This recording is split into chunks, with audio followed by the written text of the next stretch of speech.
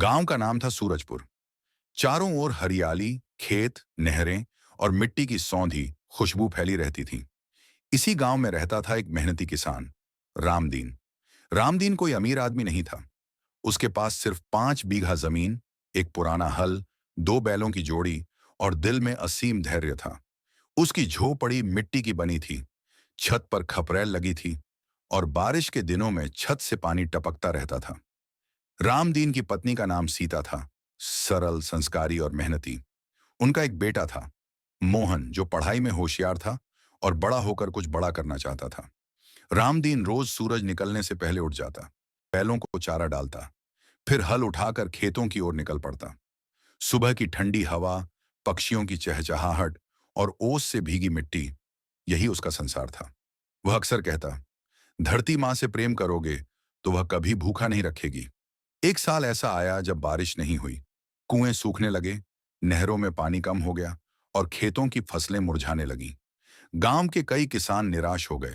कुछ ने कर्ज लिया, कुछ ने खेती छोड़ने का मन बना लिया और कुछ शहर काम की तलाश में चले गए। लेकिन रामदीन ने हार नहीं मानी। सीता ने चिंतित होकर कहा, अगर इस साल फसल नहीं हुई तो हम क्या खाएंगे? रामदीन मुस्कुराकर बोला, जब तक सांस है तब तक उम्मीद है। रामदीन ने फैसला किया कि वह नई तरीके से खेती करेगा।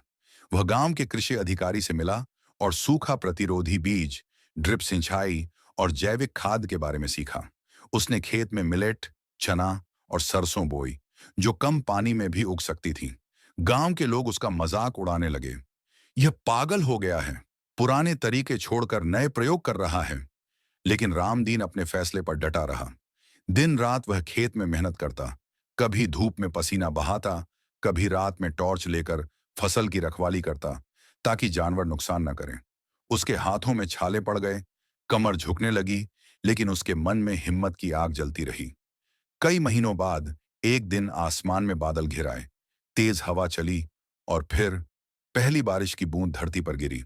रामदीन ने आसमान की ओर देखकर हाथ जोड़ ली। खेतों में हरियाली लौटने लगी, नन्हे नन्हे पौधे मिट्टी से बाहर झांकने लगे। कुछ महीनों बाद फसल तैयार हुई, हरी, मजबूत और भरपूर।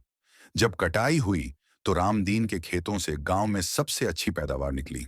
अब वही लोग जो उसका मजाक उड़ाते थे, उससे सलाह लेने आने लगे। रामदीन चाहता था कि उसका बेटा मोहन पढ़ लिख कर बड़ा अफसर बने, लेकिन पढ़ाई के लिए पैसे कम थे। रामदीन ने अपनी सबसे कीमती चीज, एक बैल, बेच दिया ताकि मोहन की पढ़ाई जारी रह सके। मोहन की आंखों में आंसू थे।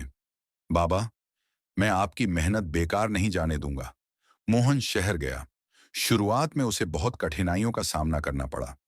छोटा कमरा, कम पैसा, दिन रात पढ़ाई। लेकिन वह हर दिन अपने पिता की मेहनत याद करता। सालों की मेहनत के बाद मोहन कृषि वैज्ञानिक बन गया। उसने नई तकनीकें सीखीं, बेहतर बीज, कम पानी में अधिक उत्पादन और किसानों के लिए योजनाएं। वह वापस अपने गांव लौटा और बोला, अब मैं किसानों की जिंदगी बदलूंगा। मोहन ने गांव में आधुनिक खेती सिखाई, मुफ्त बीज दिलवाए, सिंचाई की सुविधा करवाई और किसानों को सही दाम दिलाने में मदद की। धीरे धीरे सूरजपुर गांव आदर्श गांव बन गया। एक शाम रामदीन अपने खेत के किनारे बैठा था। सूरज ढल रहा था, हवा में फसलों की खुशबू थी। मोहन ने कहा, बाबा, अगर आपने हार मानी होती तो मैं यहां तक नहीं पहुंचता।